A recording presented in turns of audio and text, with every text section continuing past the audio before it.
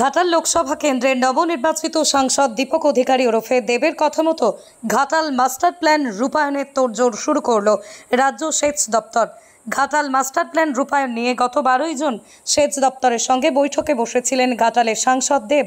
আর সেই বৈঠকেই ঠিক হয়েছিল আপাতত ঘাটালের বন্যার জলের চাপ কমাতে দাসপুরের 2 সেচ খাল তথা চন্দ্রেশ্বর এবং সোলাটোপা খালকে গভীর করে খনন করা হবে।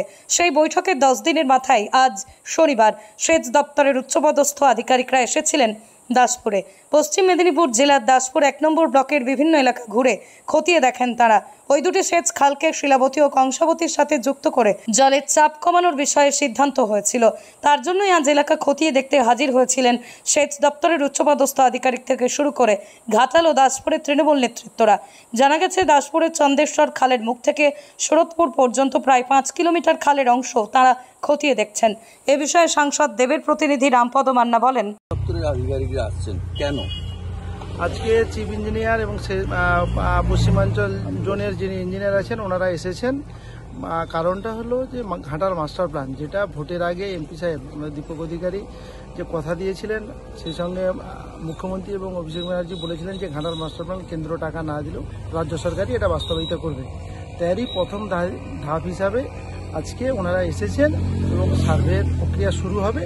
জাস্ট ওনারা দেখতে এসেছেন যে কোনখান দিয়ে কী করা যায়। বিশেষ করে বিজ্ঞানী মেঘনাথ সাহের যে প্ল্যান ছিল চন্দ্রেশ্বর খালকে শিলাবতীতে সংযোগ করানো, সেই কাজটাই মেনলি প্রথম প্রায়োরিটি হিসাবে এটাই করা হবে। এবং শিলাবতীর মানে যেখানে সুরতপুরে মিশবে চন্দ্রেশ্বর খাল, ওর থেকে উপর একদম যেখান থেকে শিলাবতী আর কেটিয়া ভাগ হয়েছে ওইটা ড্রেজিং একসাথেই দুটা কাজ চলবে। সেইভাবেই একটা প্ল্যান তৈরি করা হচ্ছে, যাতে মানে জলটাকে শিলাবতীর জলের চাপটাকে যেটা ঘাটাল প্লাবিত করে দেয় সেইটাকে যাতে এটা দিয়ে রূপনারায়ণে ডাইরেক্ট ফেলে দেওয়া যায়। মানে ঘাটাল মাস্টার প্ল্যানের কিছু আংশিক প্রথম দফার কাজ শুরু হয়নি, মানে শুরু হবে। তার যা পেপার ওয়ার্ক, যা কিছু মানে জমি জরিপ থেকে আরম্ভ করে যা কিছু, সেইগুলো আজ থেকে মোটামুটি আমরা একদিন কলকাতায় মিটিং করেছিলাম, কিন্তু তাতে অফিসে বসে তো হয় না, ফিল্ডে এসে কাজটা করতে হয়। ইঞ্জিনিয়ার সাহেবরা এসেছে, এবারে বিএলআরও সাহেবরা এসেছেন। আজকে পশ্চিমাঞ্চল জোনে চিফ ইঞ্জিনিয়ার আছেন, আর পশ্চিম মেদিনীপুরের যিনি সুপারিনটেন্ডেন্ট ইঞ্জিনিয়ার আছেন ইরিগেশন ওনারা আছেন, এবং এমএলএ ম্যাডাম আছেন, দিলীপবাবু আছেন, সুকুমার বাবু আছেন, প্রধান আছে, সবাই আছেন। অন্যদিকে দাসপুর 1 নম্বর পঞ্চায়েত সমিতির সভাপতি সুকুমার পাত্র বলেন, আজকে এই যে দেখানো হচ্ছে মানে কোন দিকে দাসপুরের কাজ শুরু হবে, কোথায় কোথায় কিভাবে কাজ হবে, কি মানে জানিয়েছেন আপনারা? বন্যা ঘাটাল মহকুমার একটি জ্বলন্ত সমস্যা। বিশেষত Ghatal block, Chandrakona 1-2 block, Daspur 1-2 block, সমস্ত ব্লকই এই বন্যায় যখন হেভি বন্যা হয় তাতে মানুষ দিশাহারা হয়ে যায়, প্লাবিত হয়। এবং এদিকে একটা চূড়ান্ত পর্যায়ে একটা স্থায়ী সমাধানের লক্ষ্যে ঘাটাল মাস্টার প্ল্যানের পরিকল্পনা দীর্ঘদিন ধরে আমরা শুনেছি, কিন্তু আমরা বিগত এমপি নির্বাচনের প্রাক্কালে আমরা শুনলাম, আমাদের জানলাম মুখ্যমন্ত্রী মমতা বন্দ্যোপাধ্যায় প্রার্থী আমাদের দেব তারা একজন ঘোষণা করলেন যে ঘাটাল মাস্টার প্ল্যানের টাকা যদি কেন্দ্র সরকার এখন পর্যন্ত মঞ্জুর করেনি, আমরা রাজ্য সরকারের তহবিল থেকেই ঘাটাল মাস্টার প্ল্যানের কাজের সূচনা করব। এবং নির্বাচনের পরেই মুখ্যমন্ত্রীর প্রচেষ্টায় আমাদের সেচমন্ত্রী এবং আমাদের সাংসদ দেব তারা সেখানে বসে এবং বিভিন্ন অফিসার উপস্থিত থেকে সেখানে সিদ্ধান্ত গ্রহণ করা হয়। এটা 3টা প্রস্তাব নিয়ে আলোচনা হয়।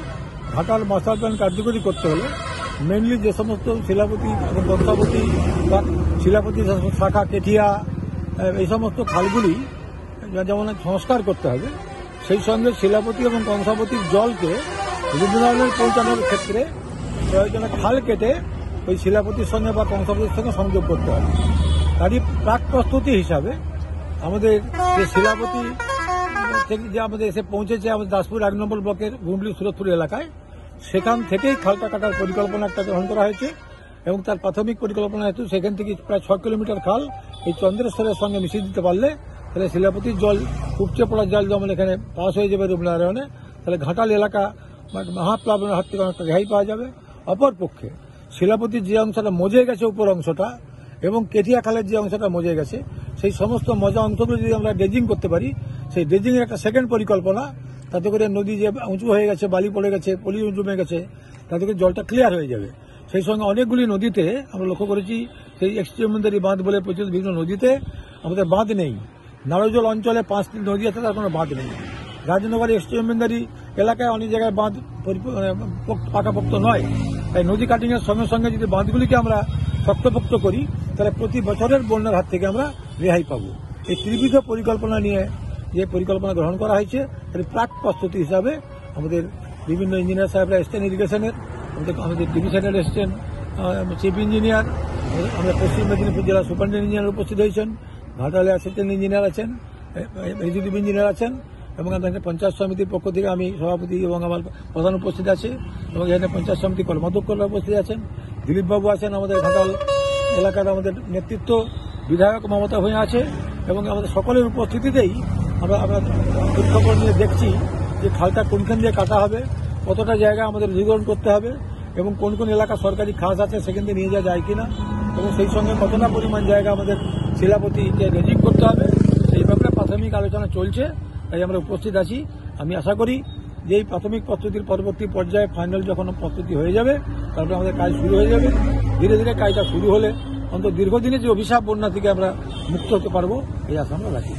স্বাস্থ্যসাথী মান্যতাপ্রাপ্ত মাল্টি স্পেশালিস্ট ও রোগী পরিষেবার বিশ্বস্ত প্রতিষ্ঠান দেবনাথ হসপিটাল। রয়েছে ICU, NICU, USG, TLH, dialysis বিভাগ, ল্যাপারোস্কোপিক, শল্য, অর্থোপেডিক, ডিজিটাল এক্স-রে, বন্ধ্যাত্ব চিকিৎসা সহ উন্নত চিকিৎসা পরিষেবার আরও একাধিক বিভাগ। রয়েছে ঔষধের দোকানও। আমাদের ঠিকানা বাসুদেবপুর মোড়, আরামবাগ, হুগলি। যোগাযোগ নাম্বার 8373074998। এছাড়াও যোগাযোগ করুন 8373074999 এই নাম্বারে।